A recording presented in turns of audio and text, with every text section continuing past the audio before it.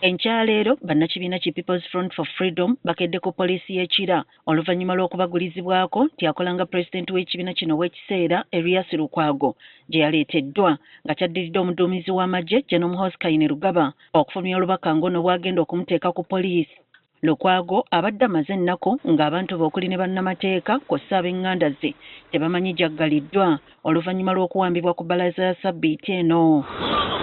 Kyokka ku poliisi y'ekira munnamateeka wa Lukwago Medard Lubega Sseggona yekka yakkiriziddwa okumulaba ng'abasigadde okuli ne mukyala we bagaaniddwa. Obwedde ebyokwerinda binywezeddwa okwetooloola poliisi yonna. Bakira abakuŋŋaana mu bukuukulu nga poliisi ewalirizibwa okubagumbulula. Bannakibiina bano bakukkulumidde poliisi okubakugira okulaba omuntu waabwe. Banange teri agenda kupondooka. Abalala ndowooza mutumanyi ffe tuli balwanyi. Era balaba wano Nyanzula ne balaba Mwijukye balowooza tuzze wano kulwana naye tetuzze kulwana, tuzze kulaba Lord Mayor Ssalongo Erias Lukwago. Ku ssaawa 8 ez'omutuntu Lukwago ajjidde ku poliisi n'ateekebwa mu mmotoka ya poliisi era n'aggyibwawo. Wakati mu butamanya gy'abadde atwalibwa basazeewo okugoberera emmotoka ezibadde zimutwala okukakkana nga basibidde ku kkooti esookerwako e Makindye. Lukwago asimbiddwa mu maaso g'omulamuzi Annie Basemera amusomedde omusango gw'okumanya ku musango gw'okusekeetera gavumenti n'okulya mu nsi olukwe n'atabuulirako ba buyinza.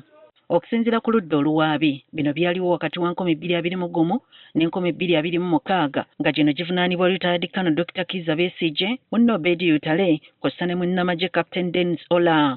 Bannamateeka ba Lukwago nga bakulembeddwa Medard Lubega Sseggona, Samuel Muyizi kw'ossa ne Mathias Mpuuga basabye kkooti okukkiriza omuntu waabwe okweyimirirwa nga banokeddeyo embeera y'obulamu bwe gye bagamba nti teyeeyagaza. N'engeri ono gye yakwatibwamu naye bagamba nti yali yakutyoboola ssemateeka. Baleese abantu basatu okusobola okumweyimirira nga ku bano kuliko eyali akulira oludda oluvuganya mu Paalamenti Betta Awolo Chan, Michael Lulumi Bayiga nga y'amyuka pulezidenti wa PFF n'omubaka wa munisipaali y'e Mukono Betty Namboze Bakireke. Kyokka oludda oluwaabi bakubye ebituli mbaleetedde okweyimirira omuvunaanwa. Judith Nyamwiza nga yakulembeddemu oludda oluwaabi asabye okuweebwa obudde asooke okwekenneenya obujulizi obwaleeteddwa. Omulamuzi omusango agwongezaayo okutuusa ku bbalaza ya Ssabbiiti ejja. Ab'enganda za Lukwago bategeezezza nga mu kiseera kino bwe bakkakkanyeeko ku mitima oluvannyuma lw'okulaba ku muntu waabwe. Tebannamuta naye kati we can have access kubanga gyali wali gazeti. So twebaza Katonda nti bimaze okujja mu maaso g'abalamuzi tugenda kufuna obwenkanya.